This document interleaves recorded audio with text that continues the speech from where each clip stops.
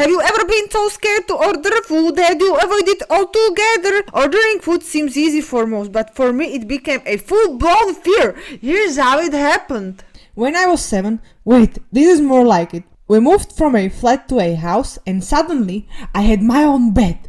Because up until then I used to sleep on a sofa. But that's for another story. There happened to be McDonald's about 100 meters away.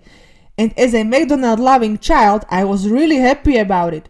As any kid hooked on the additives McDonald's put in their food would be.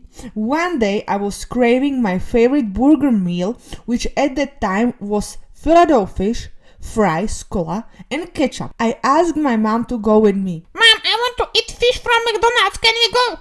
I have something else to do now, but you can go and I will give you money. McDonald's is only 100 meters away. Okay, should I get something more? Yeah, take 2 cheeseburgers for your brother and baked potatoes for your father. Here are money and don't get lost. So I went for an adventure. I felt pretty confident in myself, even though it was my first time going alone to order food.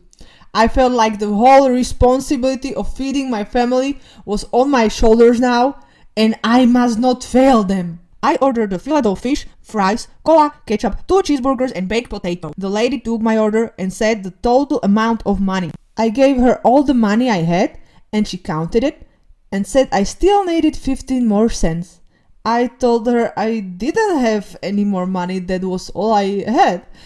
She said it wasn't enough and it wasn't a charity, so I could either choose ketchup or baked potatoes to be included in the order. My innocent world of big expectations and food dreams collapsed in that instant. I panicked. I didn't expect to have to choose between ketchup and potatoes for my father. I felt helpless because I didn't have enough money to buy everything. Even though we had ketchup at home, I really wanted McDonald's ketchup because of its taste. But at the same time, I wanted my father to have the potatoes because what if he was sad and decided to disinherit me because of this? It was a really hard decision because I didn't want to let anyone down. But I really wanted the ketchup, so I chose the ketchup. I was really sad because it felt like my mission to get the food for the family wasn't accomplished the way it should have been. I felt like it didn't go the way it was supposed to, so everyone would be happy. Then the order came. The lady gave me the food on a tray. I took it and wondered if I had forgotten to ask for it to be to go. I didn't think of asking her to put it in a bag because I didn't know it wasn't an option after she gave it to me on a tray. I walked to a nearby table and put the tray with the food on it.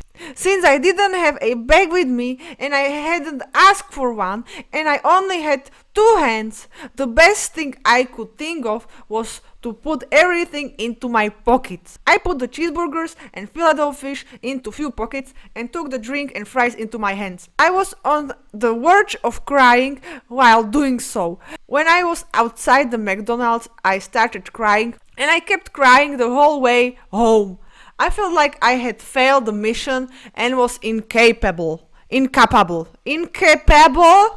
I also didn't want my father to be sad about not having the baked potatoes, but the meal wouldn't taste the same without the McDonald's ketchup. When I returned home, all wet from the tears, I told my mom what had happened, and she said it was okay, that the potatoes were just meant as a tasty snack, not as a substitute for a meal. I enjoyed the meal, as always, but I was still a bit sad. After that day, I was scared of ordering food.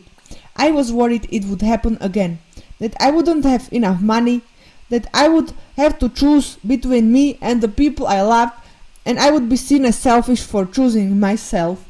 I worried I wouldn't do a good job, even though it seemed like such an easy task. I was maybe a kid that was not supposed to go outside alone to buy things, because when I was outside pretending my bicycle was a horse, I didn't have such problems. I was scared for a while, but now I am not scared anymore. I am a confident person capable of counting whether I have enough money. Today I would choose the potatoes for my father so he could enjoy his snack and I would use the ketchup I have at home. Or not, I would probably tell him to go with me so he would pay and have the potatoes. I know now that I am capable. How did I stop that fear? I don't have a clear answer for that, but if I had to guess, it probably weakened by ordering food after some time, because I saw people ordering without any problems and they survived. I realized that just because I messed up once, it didn't mean it had to happen again. And even if it did, it didn't really matter. I would live and be fine, even if I messed up many times. I call these little problems because they are unimportant. At the same time, by repeatedly doing the activity of ordering, I got better. Now I am an excellent orderer. As I am older now, I understand that it was my first time doing it and it's normal not to get everything right. It doesn't define how we will be able to do things in the future. I don't know why, but it's funny to me now, thinking about that happy child going to order food and coming back crying with trauma, even though nothing that bad happened. It's funny because I don't fear things like that anymore, but even if it scared me, I would do it anyway. It's okay to feel fear sometimes, but it's not okay to be stopped by fear on our way to grow.